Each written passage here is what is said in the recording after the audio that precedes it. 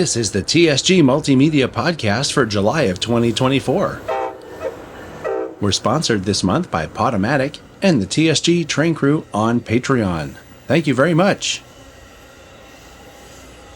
Welcome to the longest continuously running train-related podcast of the 21st century, coming to you every month since January of 2010. I'm John, your host, and June was an epic month, including an op session, the Bay Area Prototype Modelers Meet, a great episode of Talking Trains, and about 10 days worth of train-related adventures, including an epic trip to Oregon to shoot a layout tour, see the Southern Pacific Daylight number 4449, document the Oregon Coast Scenic Railroad, tour the Microtrains headquarters, and a lot more. So let's get straight to it. This layout that I'm standing in belongs to Steve Van Meter, and he has a layout here called the Southwest Pacific, which is a combination of Southern Pacific and Western Pacific. It's N scale. And so there's an op session here today, and it should be a lot of fun. When we recorded the video of this layout, I suggested to Steve that we'd like to come operate. So the invitation came, and we're here now. Everybody, it's a great crew. I mean, I think I know everybody here on the crew, and this is one of those things where that's the excuse to hang out, is the trains. Okay, so daylight, come in, please. Daylight, we have 8 cars. So we're in the middle of a job here, and this is a really interesting area because the Mulford turn, which is the job I'm doing here with my buddy Wiley, is actually broken up when you get to Mulford into what they call Mulford Outer, which is what I'm doing, the one in the background moving slowly. And then the one in the foreground, which John's uncoupling right now, to the right of the screen, is the Mulford Inner. And when we're done with our respective switching, we put the train back together and take it back to where we originated. And I got to say that the switching on the outer portion of this is a lot of fun. It's just challenging enough, and there's just enough track to do exactly what you need to do. So I can tell it's really well thought out. But how's this what's it called, the Robert turn? Robert turn. How is it? Just kind of doing some switching out of the way. Had a passenger train come through, but... Did you rail fan it? I actually rail fanned it without photographing it, but yes, I admired it as it went by.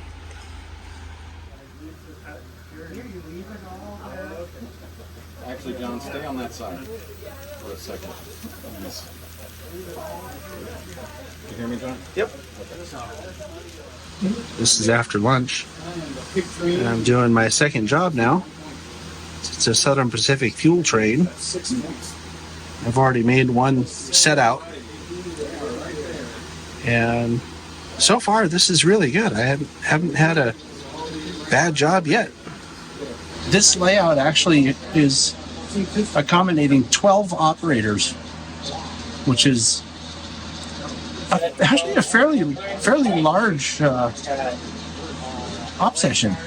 So it's pretty cool. And you can see down there, this is the layout, by the way, that the video came out on, I believe it was June 8th. If you want to have a better look at it, you can catch that video here on the channel. That's what we needed to know. And perfect. So what I'm going to do... John A., would you call me when this big train goes by, then I'll let you go. Okay. So at this point, I'm just waiting at an area called Fruitvale, and I'm waiting for the train that you can see coming in the background there, which looks like a big piggyback train. And here's the meat for all you foamers out there.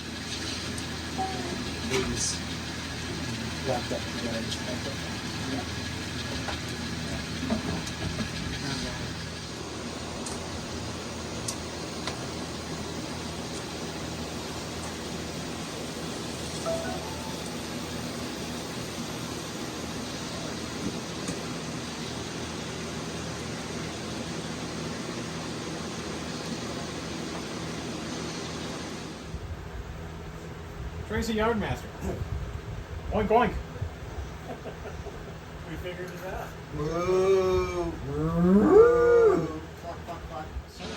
So this is a part of the layout that represents Altamont Pass. And he did a good job with this. I mean, it does look a lot like Altamont Pass. Now you'll notice if you know Altamont Pass nowadays, you'd expect to see a bunch of wind turbines here. But this is modeled in an era before all the wind turbines were installed. So that's why they're not here. And just when you thought I was done, I got my third job. This is a beat train that's going to run the entire length of the railroad here. Getting a little bit of track power issues here, but once it gets out on the main, it should be fine.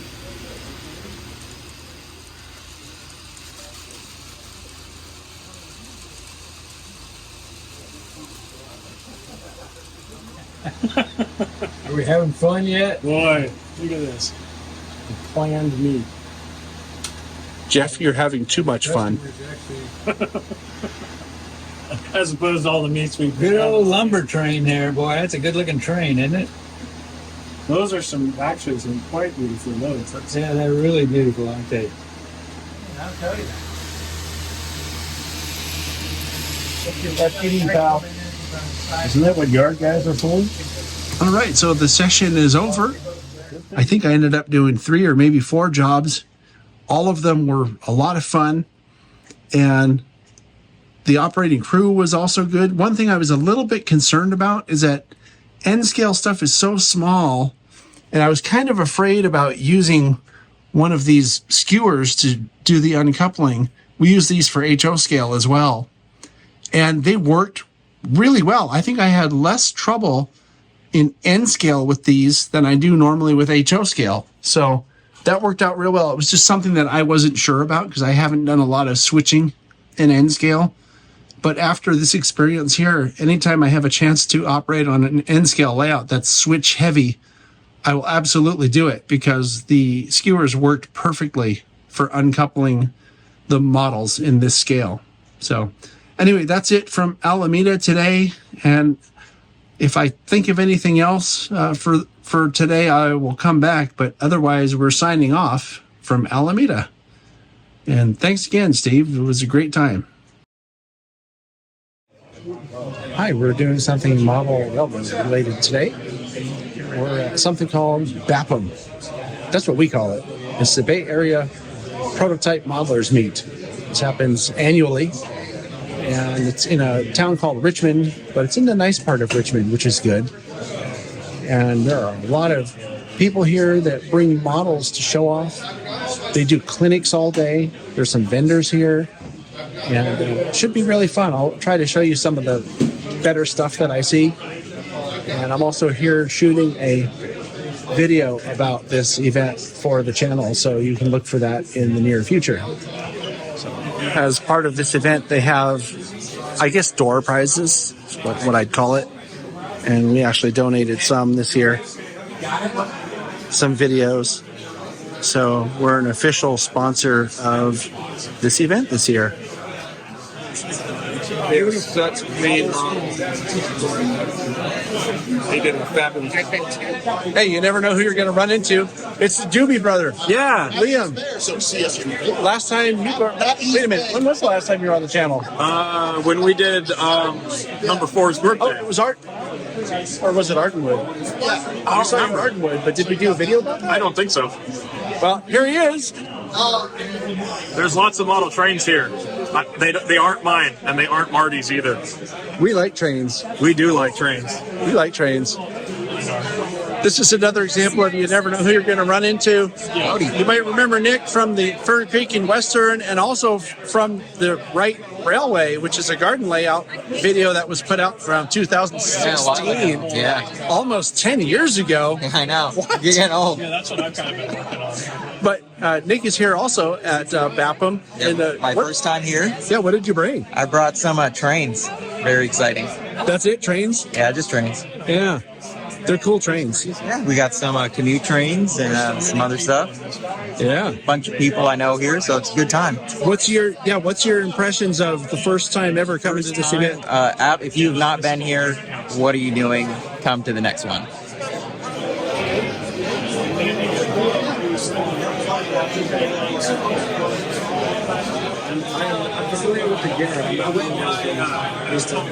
So I'm sitting here next to a couple buddies, Dave and Mike. And Hi, John. and Dave has the Murata belt. Mike had the WP Oregon division. And I'm just listening to talk because Mike was talking and he'll just keep talking. That's no lie. And I'll keep listening.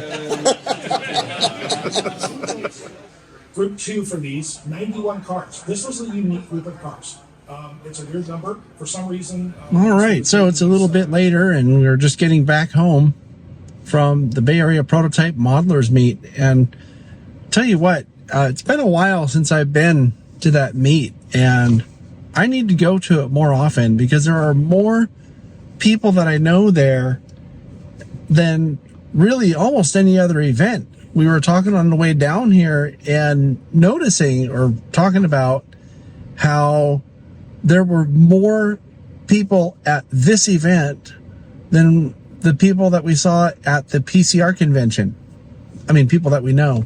And of course, the modeling is also really good too. Anyway, that's it for now, and I'll catch you next time. On June 19th, we went live with last month's episode of Talking Trains.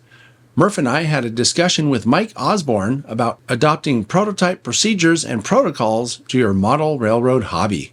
Whether it be operating more like a real crew or implementing prototype practices on your layout. This was a great episode that's very much worth checking on the replay if you missed us live. Hi, welcome to a podcast segment. I'm picking up Kyle here in the TSG limo, and I have a special surprise for him that I didn't tell him. Oh, but we're going to go do that now and get some food because he's probably really hungry, actually. Yeah, no, it's not that kind of surprise. I saw the look. All right, so we're sitting on the beach train, and look, she's already really happy. And we're here with our buddies, Kevin. Hey. Charlie. Hey. Hey. Wait, no, it's AAA. Hey. Yeah. And nobody's having any fun yet. Never. And so actually, we're going to ride the beach train down to the boardwalk. 100. And we're listening to Charlie's. We're listening to Charlie's story about the man-eating redwoods. It's all true. I'm sure it's all true. It's on the internet. It has to be true. If you're ever out in the area, you should take the beach train. You get to see redwoods. There's a big metal trestle. There's a big wood trestle. There's a tunnel. There's all kinds of good stuff. And I forgot to mention about this street running. This is something that we don't see every day. Don't forget about the wigwags. So it turns out that both wigwags are working. So I guess they fixed the one that was inoperable last year. That's really cool. I like wigwags.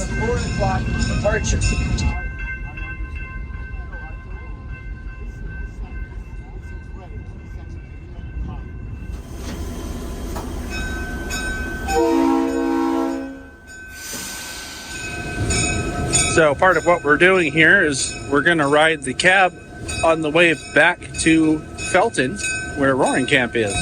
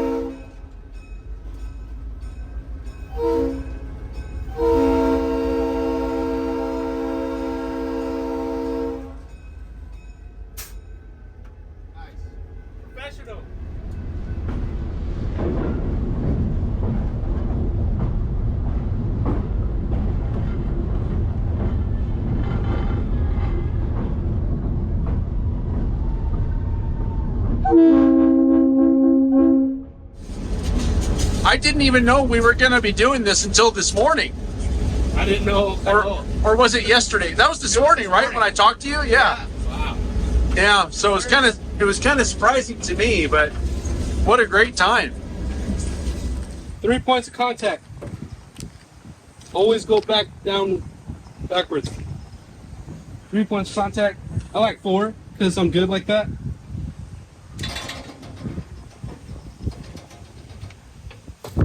And you made it. So I was just walking past these wheel sets here outside the engine house at Roaring Camp, and this is something I've talked about recently on a product spotlight, and then again when we were up at Ardenwood, I was showing how railroads tend to store their wheel sets sort of staggered like this because it saves on space. And this just goes to show, even when it's just 2 wheel sets, they do the same thing. 24 hours ago, you were still in Salt Lake City. Now it's 24 hours later. Did you have a good time so far on your trip? Cool. We're doing something kind of train related today. We're down here at the SBHRS before it opens to the public because we fixed Alvin's locomotive last night. It didn't have any sound, and now it has sound. And we're going to do a little test run here before it gets busy. So, Alvin, what is this engine? This is a Athearn ready to roll. SD 40 N Nexus. And for those that don't know, I'm not an expert, but I know that the N stands for Nexus, and that's a computer upgrade thing. Oh, I see. For the locomotive. Is that so that it could be remoted, or? I think so. Because I see that it has the, let me just get closer to it here. I see that it has the little strobes on top, which usually means that's a yard engine, but it's numbered 1923 with no Y, which I don't know. Maybe some of the experts out there in podcast land can tell us why it would not have a Y on it, but it's a cool engine in any case. Yeah, I think this is backwards. This thing likes to pop off. Yeah. Well, someone was picking it up by the dynamic brake fans last night, and it wasn't me. Yeah. There we go.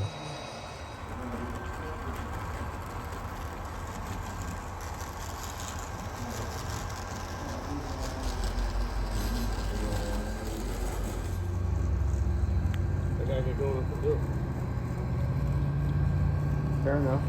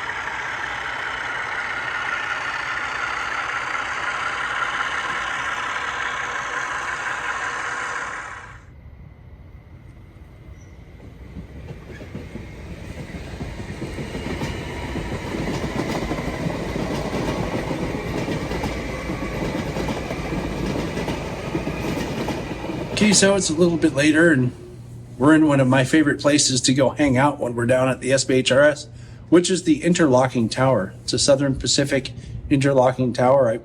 It's one of very few, I think. It might even be the only one that's still around that hasn't been burnt down or torn down after being abandoned or whatever. But we came here because the Coast Starlight is running about an hour late, and it should be here within about the next, 10 or 15 minutes. So I'm going to try to catch a shot of it from this elevated position. I've taken shots up here before, and they always turn out really nice. So that's what we're going to do now. And I don't know. I mean, you haven't been here for a while, Alvin. What are your impressions of anything that's changed, or what do you think? I still love this place. Yeah. It's pretty gorgeous. I just checked out the schedule on my phone. It says estimated arrival for that Coast Star lane is 11:33, Oh, they pushed it back again. and it's currently 10:56. Oh, so it's actually going to be more like, no, it should be about 15, 20 minutes from now. Anyway, we're going to try to catch that. And as long as they don't keep delaying it, we'll be here long enough to catch it. And something else, you just saw one of the new electric trains take off. And that was from a complete stop. And it's really amazing to me how quickly these things pick up speed. And it's because they're EMUs, which stands for electrical multiple unit, which means there are traction motors, I think, on all of the wheel sets. And they take off really fast. It's like pure torque on these things. And it's astounding to me that there are still people around who are like, oh no, we don't want those electric ones. We want to keep the diesels. It's like, why? This is called the 21st century, people. Welcome to it. I think it's pretty cool to see how fast. Man, that was crazy. That thing doesn't waste any time, right? They speed up faster and they slow down faster, which is going to give Caltrain much more frequent headways too. So it's good all the way around. And I'm just excited to live in a place where they're trying to do this 21st century railroading. Everywhere else you go in the world, this is how they do it. And it's a lot more efficient and it's a lot faster. It's a lot more convenient for the people. The other thing they're going to do with the Caltrain line here is they're going to have longer trains. So they're going to hold more people. So they're going to have more frequent headways, holding more people, and it's going to cost less to run. The other cool thing about it for me, which should be for you too, Alvin, is that we saw these things being built in the factory in Utah. The Stadler factory is actually not far from where he lives now. And we went there for open houses 5 years ago when we were doing the 150th anniversary of the Transcon. And it was a really cool thing to see them being built in that factory and now to see them here on the line, which to me, that's the coolest part. Having seen them, it's almost like knowing the parents before the baby's born, So it's cool because I saw some of them being trucked, trained out of Salt Lake. Yeah. They put them on the UP trains, right? Yeah, they ditch them at the short line, and the UP comes and grabs it and drags it out here. Yeah. They're still cranking them out, I'm pretty sure. Mm-hmm. And oh, yeah. And Stadler, they're outgrown the one building that they have, but luckily they have a compound right there, so they're going to start building more stuff. I was pretty bummed because Stadler had an open house a couple of weeks ago. Mm-hmm. I was out of town that weekend, so I wasn't able to go, unfortunately. Well, they'll have another one, I'm sure. Another one. I went last year. It was pretty sweet. Yeah. So that's it for now, and probably the next thing you'll see is something on the tracks here below the tower.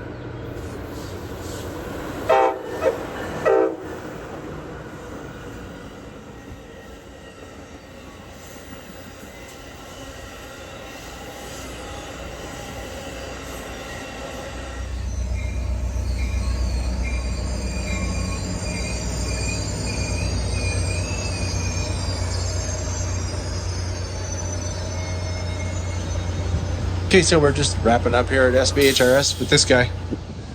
And as I was getting ready to leave, ran into Mike Stockwell, who's the current chairman of the board here at SBHRS.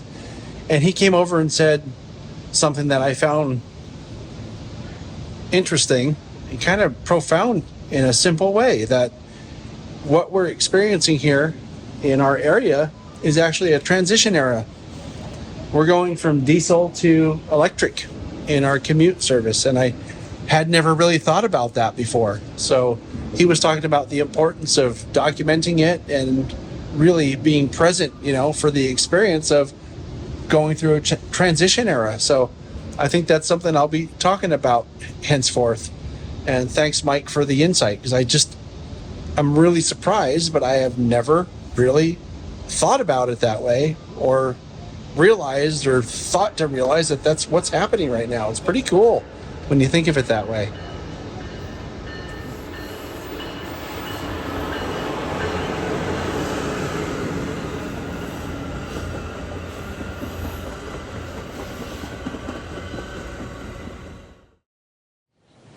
Hi, we're doing something train related today. We came out to a place called Pinole.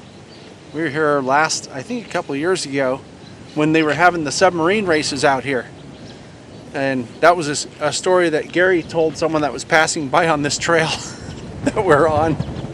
I think it might be on the Chasing Trains episode that was for Pinole and Niles Canyon, if you want to look that up sometime. I'll put a link for it in the description of this video so you can see it if you want to. But this is where I think the Bay Area sees the most rail traffic, because we have a double track main line here, and then there's a single track main line over here off to the right. That's BNSF, and that is a main line that they run huge stack trains on, usually just once a day, but sometimes you'll see like some other local or light move over here too. So we're just here to catch some stuff today, this morning, and then we're going to go to the Carquinez Model Railroad Society after this to check out their layout, because Alvin has not seen that one, and I don't think Gary has seen it either. Gary drove out from Sacramento to hang out with us here this morning, so should be fun.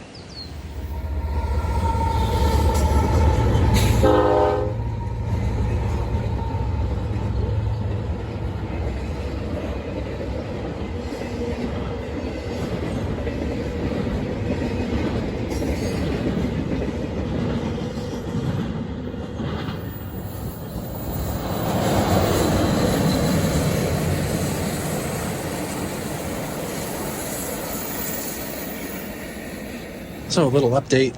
This is later. We're about to eat lunch, and we got a few decent catches there in Pinole, train-wise. Toward the end, we heard a really loud freight train horn, and got excited for a minute, then realized it was the BNSF train that was headed the other direction. So, oh well. But, you know, got to hang out with Gary for a little while, and it's a really, really nice day up here today, so it's okay. Our next stop will be the Carquinez Model Railroad Society, where they are having their open house today. Hey, it's Liam Hart from the Carquinez Model Railroad Society. We have our open house today. We're running 12 to 4. We have a couple times a year. Check out our website, CMRStrainclub.org. I'm not running a Mexican train today. I'm running a Santa Fe freight from the 60s. What have you done with our Liam? I'm pretending. It's incognito. If I run the Mexican stuff too much, people start to get suspicious. So I got to run some American stuff. This place is huge. It's pretty massive. I keep thinking back to how long the hours put in to make this come to fruition, and I can't fathom. And they're still doing work right here above me and down and around the corner. So I don't know, man. It's great. They did a great job. I really appreciate this place.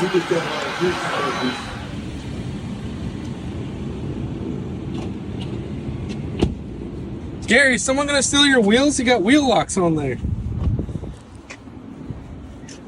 I don't know. I'm afraid somebody might steal the car. Oh. I haven't washed this car in over 2 years. You don't have to, because you don't go anywhere. So Gary's leaving. Bye, Gary. What have you done? I vandalized Gary's car. What did you do to it? I vandalized it. Uh-oh. Uh-oh. You're going to be in real trouble when he finds that. Who gives a flying All right. Hello, my name is Joseph Chavez. I'm currently a member over at CTTOM, better known around here as the Carquinez Toy Train Operating Museum. This is our first open house, official, here at the museum. We usually try to hold it around the time that the HO Railroad is open up for the public as well. We do this generally a couple of times a year. Generally between June is our first one and December being our last one. There's always a lot of opportunities to become a member, not only for electrical work, scenery work, running trains, anything. So check us out on our open house, and you can also check us out on our website as well. And if you want to see more videos, You can also find it here right on the channel, as there's been a video done about this exact railroad in the past. So if you want to see what the railroad used to look like back in the day, go check that out. Okay, so as our last stop today, doing train-related stuff, we came to a pretty well-known establishment here in the Bay Area called Just Trains. And Just Trains, the big news going around is that they're closing. Well, they're not actually, well, they are closing this location, but they're actually going to move it, and they're going to open in a new place. And they're not even really open right now. We just happened to hook up with Wes over at the open house we were just at, and we've been talking about doing a layout video of this layout. And the reason why is there's a lot of sort of important stuff on the layout that come from a very important model railroader from this area, and I'll let him say something about that. But as it stands, the store's mostly still up, but there's boxes here and there. You can tell they're going to close sometime soon, but I want to have Wes come on and talk to you about what's going to happen to the store and where they're going to be. So this is Wes. Hey everybody. So yeah, we were very fortunate that we inherited Kermit Paul's collection of buildings. So right now, the hope is that when we get to our new store, which is going to be over at 1170 Burnett Avenue, Suite L in Concord, if most people know the Bay Area a little bit, in Concord, right behind Trader Joe's. We're going to stay open as one of the last 2 train stores in the Bay Area. We're going to be here for a lot longer. Just means we have to hunker down, go a little smaller, but we're going to be here to keep servicing all of your train needs into the future. Another 40 years. Hi, we're doing something, well, it's kind of train related. We're going somewhere. We're starting off on an epic trip today. This is Tuesday, June 25th, I think? 25th. June 25th. And it's kind of early, as you can tell, still not quite awake. But we're going to go pick up Gary in Sacramento, or meet up with Gary, and then we're driving up to Portland area today in Oregon. It's going to be a long drive. We have a layout tour tomorrow, kind of taking it easy Thursday, bunch of filming Friday, Saturday, and well, whatever. We're going. Okay, so it's a little bit later, and I see it. we made it to Sacramento, to Gary's place. And this is where the trip really starts, because we're going almost all the way to Portland, to a place west of Portland today. And we have our professional driver. And Gary's back there so he can fall asleep while we're driving. And then the top secret passenger is back here doing something. So here we go. It's going to be an adventure. Epic Trip 2024. All right, this is the next day, and we're doing something railroady related today. After we eat breakfast, that is. We're going to have a layout tour at a garden railroad that's actually a pretty well-known one and a very well done one. And I'll maybe come on here with some updates to show you what we're looking at, but I'm really excited about it because I've been wanting to see this ever since I saw the work that our friend Trevor from the Fern Creek and Western did with the help of the guy who owns the layout that we're doing today. Should be really good. Turn right. And Siri's giving us the directions, so maybe we'll get there. So we're at Gary Lee's Baker and Grand Ronde Railroad. It's a really amazing layout and every bit as impressive as I was expecting after seeing the work that Gary did with Trevor on the Fern Creek and Western. Don't know if you remember, but the really impressive bridge out in front and the really impressive sawmill out in front on the Fern Creek and Western, both were co-built with Gary and Trevor together, as well as a bridge that was in the backyard that looked an awful lot like this one that I found here on Gary's layout. I forgot what it was called, the type of bridge, but it's another hand-built, scratch-built structure on this layout. It's very impressive. So we're about to start shooting the layout tour, and Boy, I can't wait to see what we see here today, because I haven't seen anything quite like this before.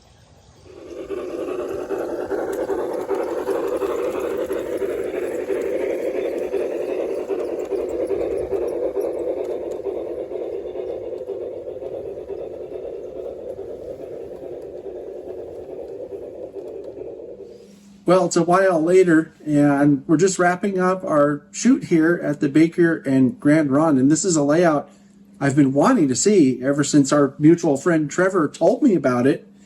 And boy, this has been fun. This is Gary Lee, the guy that built this. What would you say about your layout if you had a minute or whatever to... Well, it fulfills a lifetime passion I've had for model railroading, and it fulfills a number of things. I'm a history buff. I really love Western history, and I've always been intrigued by how the railroads played such a role in the development of our country. When you stop and think that in 1850 there was virtually nothing west of the Mississippi, and by 50 short years later, by 1900, there was traversed with railways connecting all kinds of communities. And I find that amazing that, it was a rocket science of the day, and it proved to really build our country, and it makes for a fascinating history. And my railway is a little plausible, fictitious line that would have fit into many of the scenarios that railways were done in back in the day. And I get a lot of satisfaction out of building it and maintaining it and pruning the trees and working on various projects. My good friend Joe Eckert here, he has very high standards, and you know how it is. People that have common interests have a tendency to gravitate together. So Joe and I have become fast friends over the years. Much of what you've seen today, Joe has really helped produce it for us. It's been a delightful day for me, and I've been so glad to have John and your crew visit us today. I've been looking forward to it for 4 months, and it was kind of a deadline I needed to fulfill. And fortunately, I made the goal, and I hope that you enjoy what you've seen here. Anything to make the deadline happen, right? But what's this about the design? Tell us about your design. Oh yeah, as I got into the garden railroading myself, I was very frustrated about the lack of choices for things like doors, windows, scenery, accessories, things like that. Particularly, I wanted wagon wheels because I modeled the same era. I've through the years developed a line of laser cut doors and windows, museum quality, all accurate, doors, windows, shipping crates, wagon wheels, various other things like that. And I've developed it in a way that using a computer program that I've written myself that allows me to take anybody's description of a door or a window or whatever and create a custom sized of exactly what they're asking for in about 10 minutes. In any scale? In any scale. In fact, somebody once asked me, can you do a 1:8? And yeah, sure, I can do a 1:8. And after I did the 1:8, and I have the same door at 120 and at 122 and at 124 and at 129, and I started to think, how small can I go? So I made an HO size one.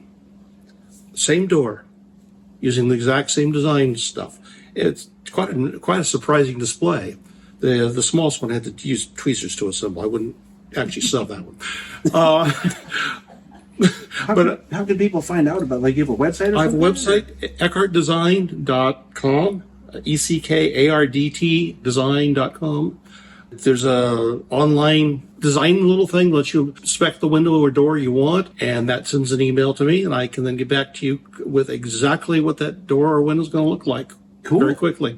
And the nice thing about it, they get exactly what they want. If I send them a shop diagram of it, and they try it out, and they say, "Oh, that's not the right size. I need this." I quickly turn to what they're really asking for, and give them a second try at in a matter of minutes. That sounds like a really good resource, especially for scratch builders. Oh Yes. yeah.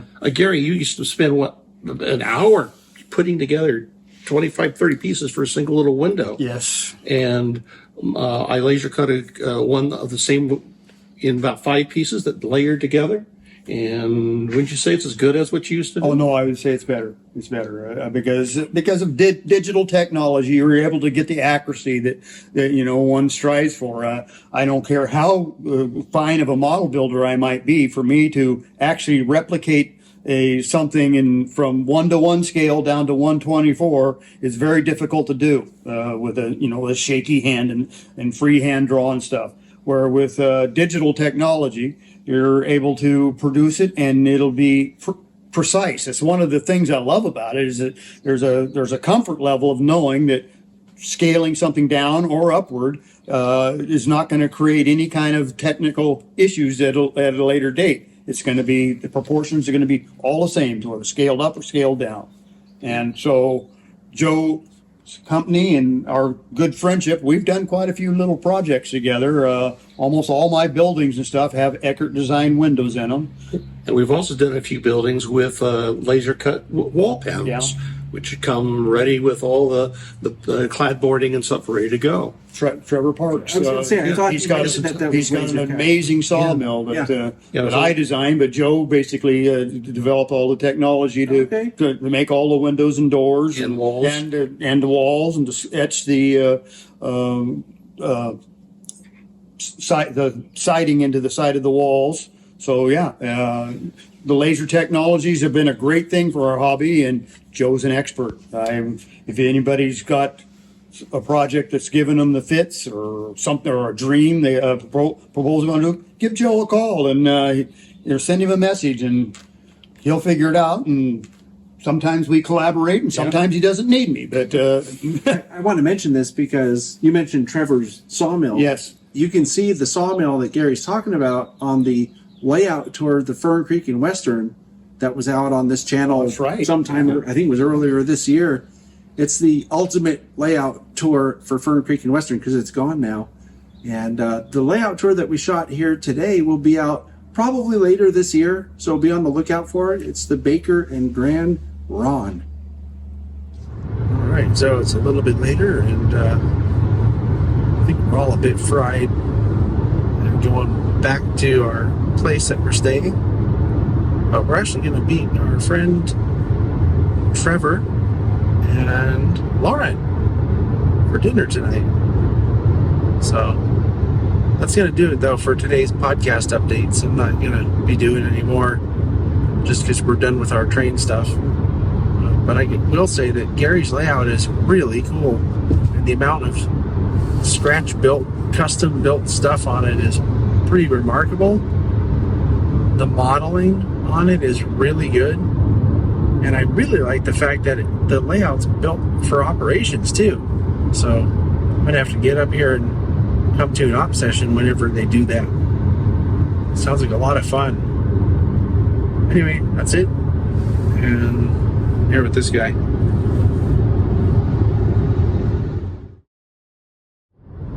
All right, it's day 3 of our epic trip. Epic trip number 1, 2022-4. And we're headed out to Vancouver to do some foaming today. Videos. That'll be good. We haven't really seen a lot of actual trains. But I do want to say that the Garden Railroad yesterday was very impressive. So we'll probably get some foaming in here this morning and then drive over the hill to the coast early this afternoon. We're also going to go see the 4449, that's the Southern Pacific Daylight. 484, that's in preservation at the Oregon Historic Railroad Foundation, I think is what it's called. Wharf. So, should be good. I'll take some pictures along the way and do some updates. And, yeah. We'll be back. Okay, bye. With this guy. Our first stop today is at the Vancouver Amtrak station. It's Vancouver, Washington. You can see the bridge over my shoulder here, and there's a train way down at the other end of the bridge. It looks like it's probably a Union Pacific train, and their ditch lights are turned off, and there's a red in the direction that I'm facing over here, so I'm thinking they're waiting for a signal. But I've never been here before. I don't even remember the last time I've been to Washington, so this is interesting to see. And I think we're going to just hang around here for a while. You can hear there's a bunch of noise. There's some scrapyard over here, and the machinery there is making a ton of noise. But we're going to catch some trains here. Should be fun. I'm here with this guy.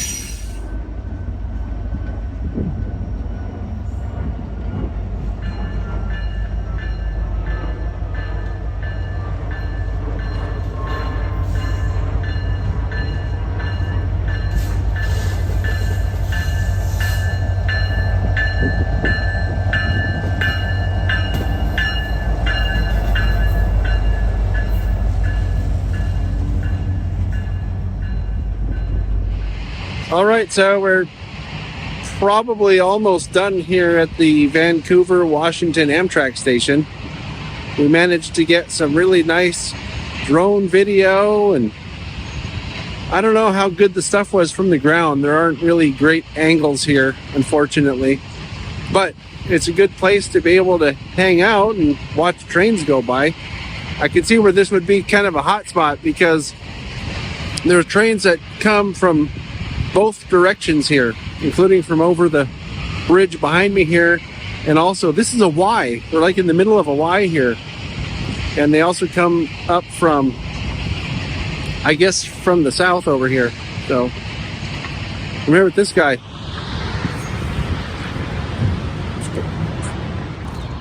What you're seeing behind me is the Oregon Rail Heritage Center. And that's where the 4449 resides. You can see it in the stall there. This is one of our planned stops. I've been wanting to come up here and see this locomotive for quite some time. So we're going to go in and see what we can find.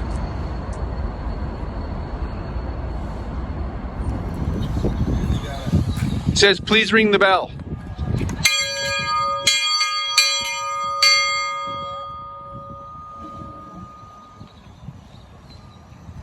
I don't think that's loud enough.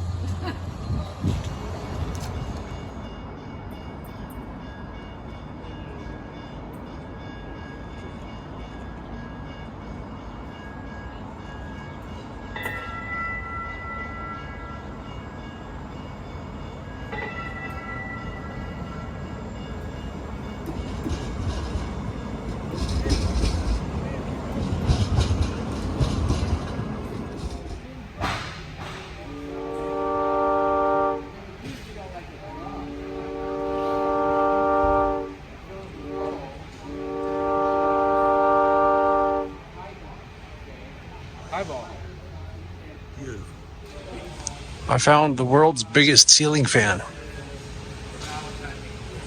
Yeah, he said that it's from like December, right? What? This is some cool.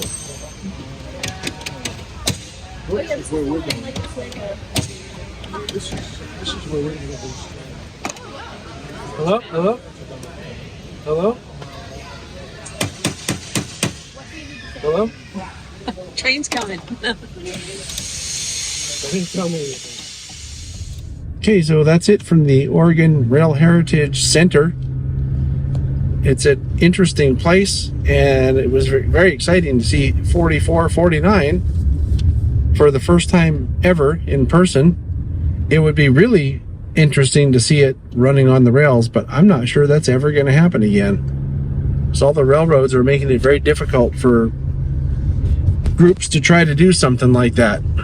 Oh well. In any case, we're done here in the Portland area for now, and I believe we're going to be heading out to the coast. on our way to the Oregon Coast Scenic Railroad, which we will be covering over the next couple of days. Should be fun. Here with this guy. Hi, we've made it to the Oregon Coast Scenic Railroad. And you may remember Trevor from the Fern Creek and Western all these years. You know, the past 10 years plus that we've been covering that on this channel. And Trevor's a big boss up here now. So we've been planning this trip for a long time, and we're finally here. It's, you know, it's one of those things that it's always been a few months away or next year or whatever. And now here we are. So what do you have planned for us to cover here to give people an idea what whatever the program is going to be that we're in the process of making? Well, like any good Heritage Railroad operation, we have a lot of irons in the fire around here. Whether that be our steam program, bringing on passenger cars, extending our run, facilities, buildings, shops. We have a lot to show. You know, the big impetus for coming up here at the time that we're here is that we expected to have our steam locomotive running at this point, but, you know, like any good steam locomotive, it got a little bit delayed. But we're going to show the end of the 1472-day inspection on the Cloud 25 and how that's coming along. We're going to show our regular run we do. Unlike a lot of Heritage Railroads, we run 7 days a week here during the summertime. So we're going to show off that part of our operation, and then we're going to show our big depot project that we're working on, along with our expanding machine shop facility and all of the other exciting projects that are coming up here at OCSR. You know, it's a small operation and has been for a lot of years, but it's been growing rapidly in the last about 4 to 5 years or so. And so we have a lot of big plans and a lot of things to show that'll hopefully get people invested and excited about what we're doing here. Well, to get people to come, and just for the viewers' satisfaction or whatever, I should mention that we did not we, but TSG, we did a live show with, I'm trying to remember what Sam's Aldridge. No, I remember that, but I'm trying to remember what his title is here. Railroad Superintendent. The Railroad Superintendent of this railroad, Sam Aldridge, I don't know, 2 years ago, and he talked about some of those projects, right? So they were ongoing at the time. Yep. And you can see that. I'll put a link to it in the description of this podcast. So anyway, we're here, and it's exciting, and it's good to hang out with Trevor again. Yep. And, you know, it's exciting for me to finally be able to show some of my folks from back home, so to speak, my kingdom up here, so to speak. It's a lot of change. Yeah. Okay, so it's the next day, and we're headed into Garibaldi this morning. We're going to ride in the cab first so that we can kind of scout out places, and Trevor will point out places where we can record the train, you know, good shots. And the rest of the day will be spent taking those shots, and should be good. I haven't been here at all, so having that kind of guidance will always be helpful. So I'll be back with any updates if it seems appropriate. Here with this guy. Okay, so we're up in the cab now of this F7. It's the number 274, former Great Northern. And Trevor's given us a ride on the line to show us where to take shots.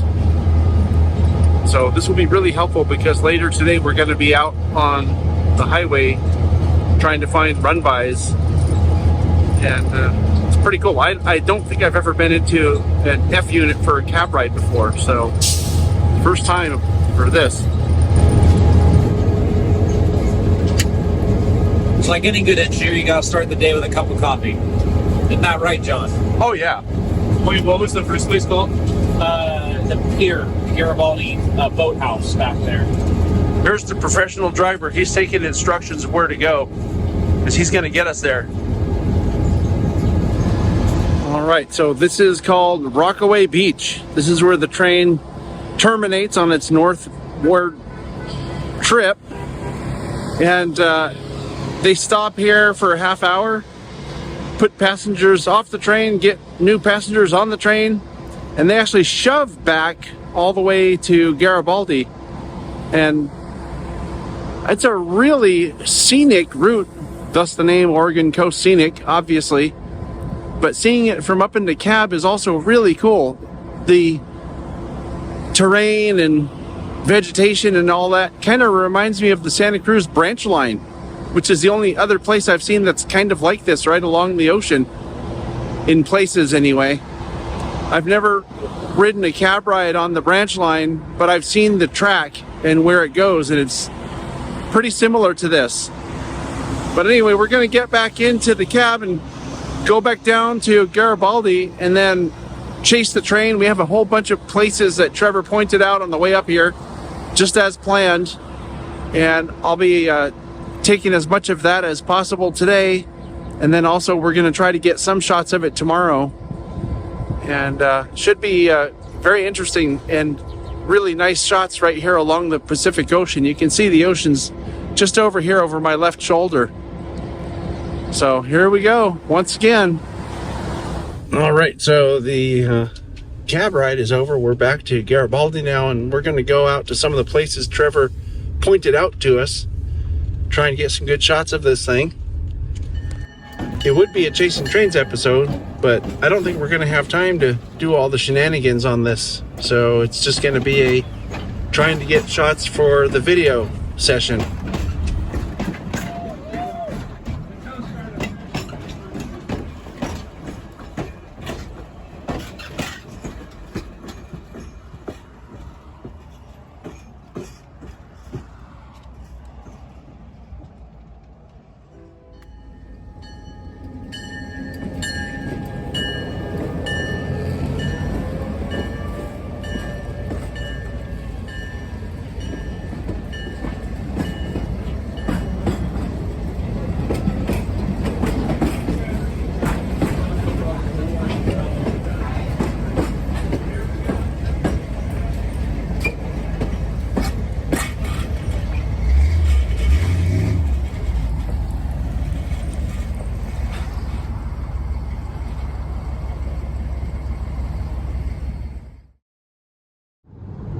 It's Saturday now, and we're going back to Garibaldi, back to the OCSR, to record some people talking. So in case anybody ever wonders what the process is for making the kind of videos that I make, it's just usually something like this where we have people talk and then it's separate from all the other shots. And then when it's edited, you can't really tell it's separate from the other shots because I put them together, but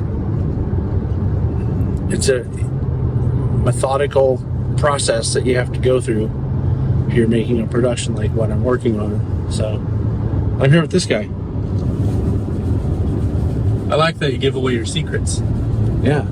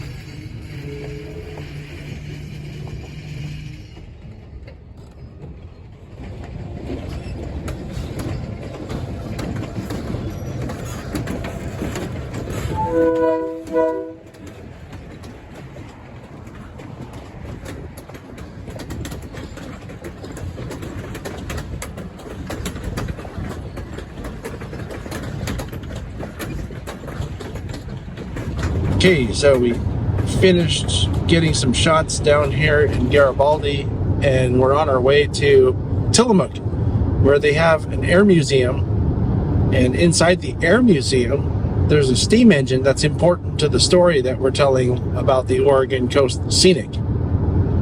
So we have time to do that, and you can see Gary's having a great time there in the back. Look at that. And we're with this guy right here.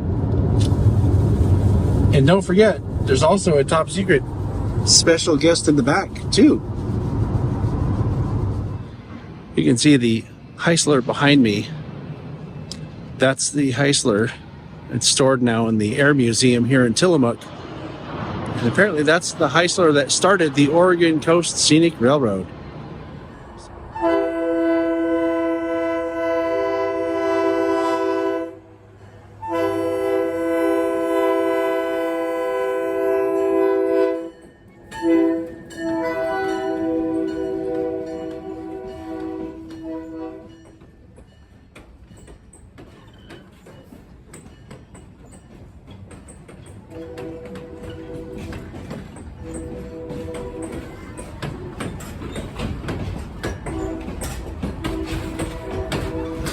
Okay, so it's a bit later. We did the shooting that we wanted to do earlier and came out here to the OCSR shop. This is the engine shop where they have the McLeod 25 lettered now. And by next week, I think is the plan, it should be in operation. So we were a few days early, or they were a few days late, depending how you look at it. But it's just about ready to go and should be a lot of fun for people to come out here and ride behind this thing. It's a really pretty engine. This is our last day up here in this area. We're going to go down south from here after we do some shooting of basically talking type segments, I guess. And so Trevor met us here to do some of that talking. We're going to start off in front of the cow train. You had a name for that cow train. What was it? And what are you? The moo cow. The moo cow. The moo cow. What do you plan to talk about on the video today? So we're going to talk about basically OCSR's history, the history of the railroad we run over, and some of the equipment we have that we run here. Basically, you know, John and crew have been out here filming the railroad and everything we do for the past couple of days, and now we need something to actually describe to people what's going on. And so we're going to use this opportunity to talk about everything that goes on here, and that should make a really nice overview of what we do here at Oregon Coast Scenic Railroad. Right. So, and thank you very much for inviting us out. Yeah, thanks for coming. And yeah, it's great. It's been a lot of fun. It's a beautiful area. If you're ever out in this area, you should definitely make a time to come out and see what they're doing, ride the train, and check things out. But I'll be back later if there's any updates to share. All right, we just finished our recording with Trevor this morning, and the next part of our trip will take us about halfway back to where we're going, back home, that is. We're going to be stopping in Albany to meet with my cousin that I haven't seen in many years since we're up here, and then on to the Medford area after that. And who knows, maybe we'll have time to do some foaming today. If we do, I'm sure you'll see some of that. All right, so we're in a place called Albany. And this is the Portland and Western Yard in Albany. Doesn't look like there's much going on, but there's some interesting equipment here. That's probably the Toledo hauler power right there. That brace of engines, because they usually go with about 6 or 7 units.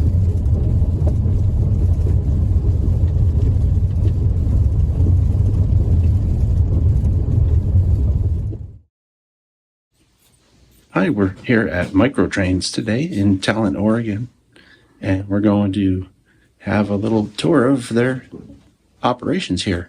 I've been looking forward to this for a long time, so should be a lot of fun. So this is what we did that was train related today. It's the last day of our first epic trip of 2024, and I'm standing here with Eric Smith, what is your exact title? I'm the president and CEO of Microtrains Line Company. Right, as pictured in the background. And Eric just gave us a really excellent tour of the factory here, the entire process from start to finish. And we shot it all on camera, so that'll be a video coming out sometime in the near future. One of the really cool things I like about Microtrains is it's all done here, right in the US. We're in Talent, Oregon. And if you had 30 seconds or a minute to tell everybody, I mean, everybody watching knows what Microtrains is, but what would you say to people? Well, first of all, I would say thank you for your interest and patronage of our line of model trains. We sincerely appreciate it, all 44 of us here. that work under this one roof. And we are nestled in Talent, Oregon, which is down in the southwest corner of the state. We're roughly halfway between the Bay Area in California and the Seattle area up north in Washington state. We sincerely appreciate the opportunity to show how we do our thing here, all U.S. made right here at Talent, Oregon. And we thank John and his crew. And we hope you enjoy the video when it's made available. And once again, thank you so very much. So July's calendar is already packed with all kinds of activities, as we'll be catching UP's 4014 as it makes its rounds out to the West Coast. That's one small part of what we'll be doing. We're also going to document half a dozen layouts and take the second epic trip of the year out to Utah. So yeah, it's going to be busy again, and I'll have a full update for you on the next podcast in August. If you enjoy this content, I'd love for you to become a member of the TSG Train Crew. That's what I call our supporters on Patreon. Everything we produce here takes resources, and I'm not just talking about time. It also takes money as well, and it would help a lot if only a small percentage of our regular viewers would contribute some small amount every month. All patrons get early access to the featured content in 4K and without ads. They also get deals on the models we show off on the product spotlights, and behind-the-scenes access to TSG out in the field. Please support this channel by going to patreon.com/TSG Multimedia. If you don't like the idea of a recurring monthly amount, you can use PayPal by going to paypal.com/paypalme/TSG Multimedia to support us there. If you don't want to do that, you can get some TSG branded stuff from the TSG store by clicking on the TSG store link provided in the description of this video. If you don't like that idea, just share the content with all your friends on social media. That's completely free, and it also helps a lot. Check this video's description for all these options. We have a lot of fun out there, and we'd love to have you on the crew. So anyway, that's it for now. Thanks for watching, and I'll see you next time.